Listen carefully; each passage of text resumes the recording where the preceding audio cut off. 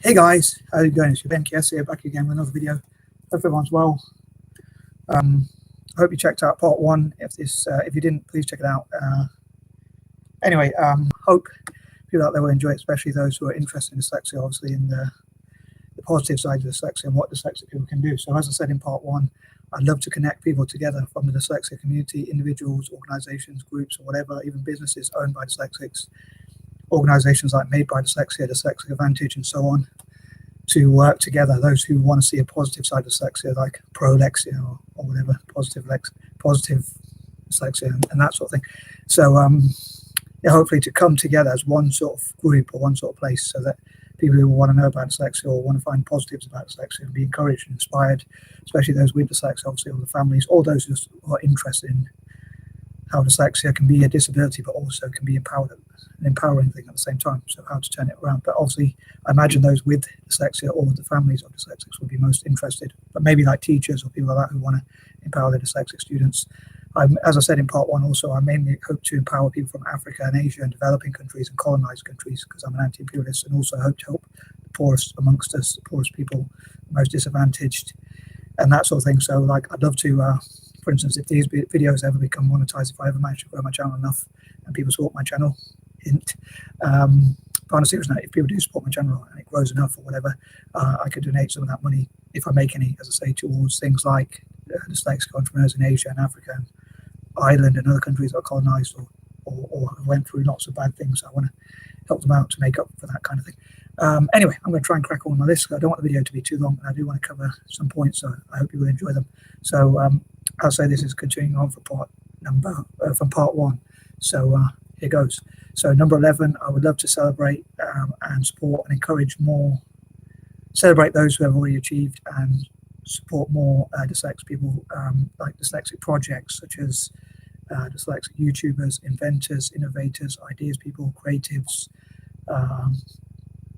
graphic designers, generally creative people, architects, and other such projects where they can sort of network, connect together, maybe in the future, and like meet up, or if we can't meet physically, then virtually or online or whatever you call it, like to discuss together what we can do and how we can support each other and how we can share ideas with each other and that sort of thing. Again, just generally network and empower each other as much as possible. So dyslexic inventors, ideas people, innovators, business people, entrepreneurs, whatever you call them, and people are sharing their experiences in the chosen fields, and also like just sharing ideas, resources, money, resources, ideas, investments, investing together. I have this mad dream where I'd love for people like Warren Buffett, Berkshire Hathaway, owned by Warren Buffett, and Cascade Investments, owned by Bill Gates, and people like that to invest in dyslexic people. I think that'd be pretty amazing. Like see billionaires investing in dyslexics, as well as Italian football and Celtic as well. But anyway, that's another issue. Anyway, so that sort of thing. And number 12, I'd love to see like dyslexic people talking about who inspires them the most and how we can perhaps like encourage each other generally, like talk about maybe like in the future, like dyslexic people talking about what exercises they do, either to improve themselves mentally or physically, like even training together, again, like learning things together, but also like training, maybe like even going to the gym and encouraging each other, but just generally encouraging each other, and also talking about what dyslexics inspire them. Like, is it Richard Branson, Jamie Oliver, talking about that, who people think are the coolest dyslexics, or which dyslexics inspire them, or if dyslexic people want to work in a certain field but don't think they can, like learning about people in that field who have dyslexia, so they know that your dyslexia doesn't stop you from working in those fields, generally speaking. And again, like I'd love to see dyslexic mentors, role models, like people going to parts of Asia and Africa, like dyslexic artists, authors, writers, authors, whichever term you want to use, artists, designers, and whatever other people in their chosen field. And again, I'd love to do that if we could travel together. But if traveling is not possible, if traveling is impossible because of COVID or whatever, maybe like online or virtually, like discussing what techniques or tips people could use. I already share quite a lot of those videos from YouTube and information from Google and YouTube with dyslexic organizations in Africa and things like that, but I would love to do so other people to actually do that themselves and talk about what helped them to achieve what they wanted, what helped them to be where they are, and how their dyslexia how they handle their dyslexia, or how even dyslexia helped them in some ways, again, in developing countries or colonized countries, or both. Number 13, I know there are many issues with dyslexia. Unfortunately, dyslexia can lead to depression, and sometimes even suicide or things like that. So I think there are obviously negatives with dyslexia, especially in the academic system, and sometimes having confidence, even in careers, like being understood by your boss, being a bit slower at some things than your peers. So how those challenges affect dyslexic people and some of the negatives. But I also hope to look at some of the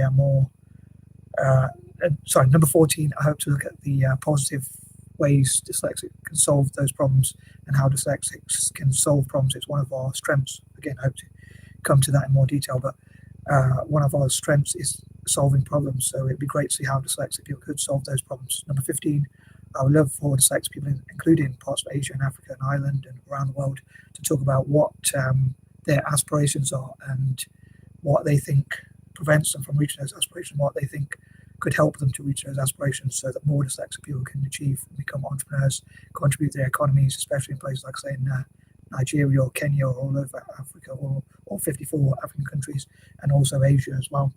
And again, colonized or developed countries, to put it simply.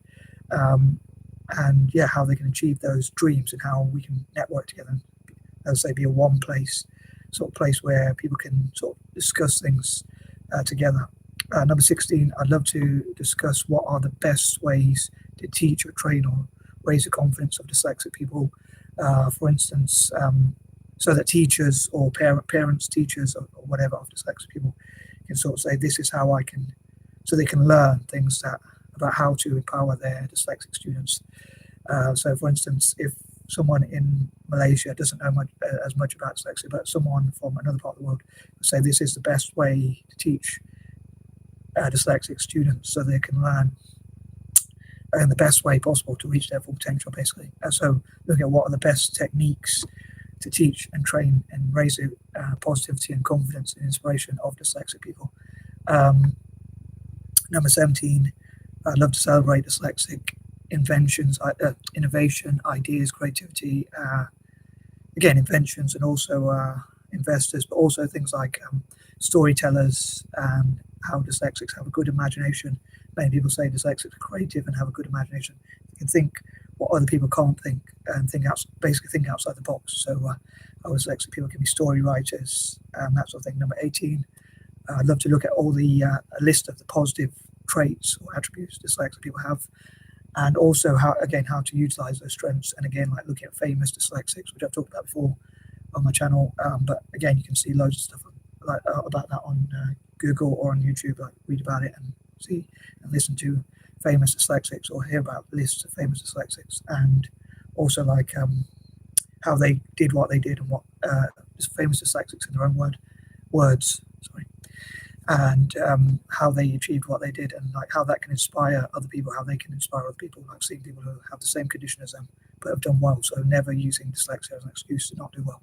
So hopefully also maybe dyslexics teaching each other like about things like positive affirmations and what they did to achieve, what tools they used, what apps they used, how they took notes or anything like that, which could help their fellow dyslexics. Number 19, I hope to address some of the issues that dyslexic people face, like in academia, reading, writing, arithmetic, spelling, things like that, and how they can overcome those problems.